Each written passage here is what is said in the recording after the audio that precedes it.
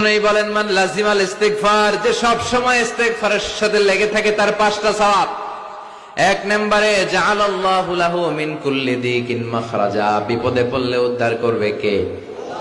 ওয়া মিন কুল্লি হাম্মিন ফারাজা, তার জীবনের সব দুশ্চিন্তা দূর করে দিবে কে? তাকে টেনশন মুক্ত করবে কে? আমাদের 3 নম্বরে ওয়া ইয়ারযুকহু মিন হাইসু লা ইয়াহতাসিব, এমন জায়গা থেকে রব্বুল আলামিন রিজিকের ব্যবস্থা করবে আপনি কল্পনাও করতে পারবেন না। রিজিকের মালিক কে?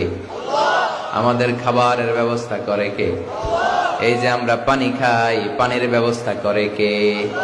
মানে সব সময় যে ব্যক্তিটা ইস্তিগফার পড়বে তার জীবনে টেনশন থাকবে না, তার জীবনে কোনো বিপদ থাকবে না, তার সব সময় রিজিকের মালিক হয়ে যাবে কে?